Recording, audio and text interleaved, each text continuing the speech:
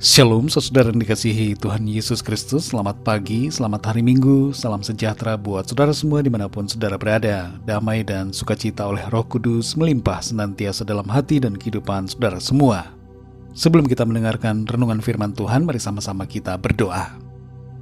Bapa kami yang di surga, Bapa dalam nama Tuhan Yesus Kristus, kami mengucap syukur untuk kemurahan Tuhan, perlindungan dan penyertaan-Mu di sepanjang malam hingga pagi hari ini. Kembali kami ada saat ini, itu semua karena kemurahan-Mu. Saat ini kami mau mendengarkan sabda firman-Mu. Urapi setiap kami, berikan kami pengertian untuk kami dapat memahami akan kehendak-Mu. Dalam nama Tuhan Yesus kami berdoa. Haleluya. Amin. Saudara yang dikasihi Tuhan, ayat renungan kita pada saat ini terdapat dalam Daniel 3 ayat 26-28. Tertulis demikian. Lalu Nebukadnezar mendekati pintu perapian yang bernyala-nyala itu. Berkatalah ia, Sadrak, Mesak, dan Abednego, hamba-hamba Allah yang maha tinggi, keluarlah dan datanglah kemari. Lalu keluarlah Sadrak, Mesak, dan Abednego dari api itu. Dan para wakil raja, para penguasa, para bupati, dan para menteri raja datang berkumpul. Mereka melihat bahwa tubuh orang-orang ini tidak mempan oleh api itu, bahwa rambut di kepala mereka tidak hangus, jubah mereka tidak berubah apa-apa, bahkan bau kebakaran pun tidak ada pada mereka. Berkatalah Nebukadnezar, terpujilah Allahnya Sadrak, Mesak, dan Abednego. Ia telah mengutus malaikatnya dan melepaskan hamba-hambanya yang telah menaruh percaya kepadanya, dan melanggar titah raja, dan yang menyerahkan tubuh mereka karena mereka tidak mau memuja dan menyembah Allah manapun kecuali Allah mereka. Saudara yang dikasihi Tuhan, umur kita ada dalam tangan Tuhan. Kalau Tuhan belum menghendaki dan belum waktunya, maka tangan Tuhan akan meluputkan kita dari kematian secara jasmani. Sekalipun seseorang sudah mengalami sakit yang sangat parah atau berada dalam bahaya maut, tapi kalau belum saatnya, maka ia akan tetap hidup dan mengalami pertolongan Tuhan. Ada banyak kisah kesaksian di mana seseorang yang sudah kritis dan tidak ada harapan lagi mengalami mujizat dan diberikan kesempatan hidup lebih lama. Sadrak, Mesak, dan Abednego adalah 3 anak muda yang setia menyembah Tuhan. Mereka tidak kompromi dengan dosa. Mereka rela membayar harga, bahkan nyawa mereka bagi Tuhan. Iman mereka tidak dapat ditukar dengan kenyamanan hidup dan pekerjaan yang baik dalam lingkungan istana raja. Ketika ada tantangan iman dengan taruhan nyawa, 3 anak muda ini dengan penuh keberanian menyatakan kesiapan mereka untuk mati bagi Tuhan. Mereka mengatakan bahwa sekalipun Tuhan tidak menolong mereka, mereka tetap tidak akan menyembah patung raja. Mereka lebih taat kepada Tuhan daripada kepada manusia. Saudara yang dikasihi Tuhan, setiap orang punya waktu umur hidup di bumi ini yang semuanya itu diatur oleh Tuhan. Kita tidak pernah tahu sampai kapan kita diberikan waktu hidup. Tapi yang terpenting untuk kita lakukan adalah percaya, taat, dan setia selalu kepada Tuhan. Jangan takut pada kematian, karena mati di dalam Tuhan Yesus adalah sebuah keuntungan. Jalani hidup dengan penuh keberanian dan rela berkorban bagi Tuhan.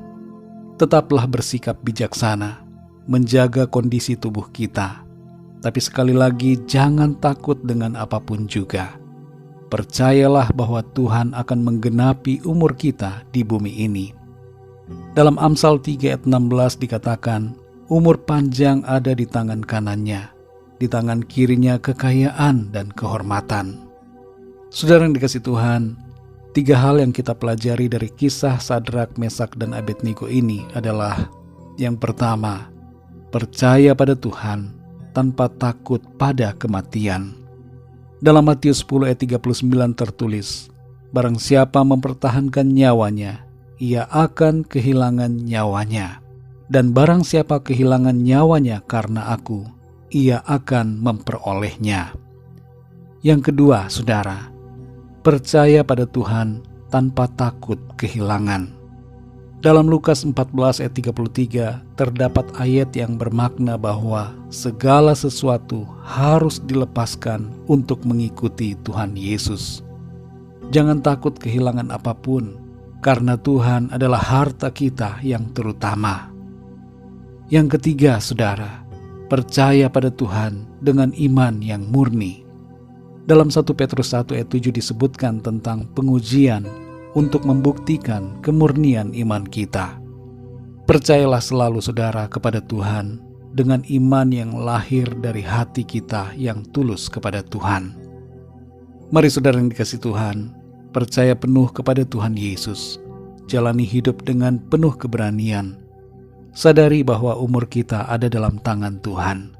Karena itu jangan takut, tapi mari melangkah dengan ketaatan, sukacita, dan syukur kepada Tuhan. Mari kita berdoa, saudara.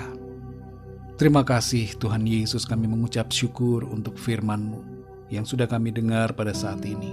Mengajarkan kepada kami untuk setia, percaya kepadamu dengan sungguh-sungguh.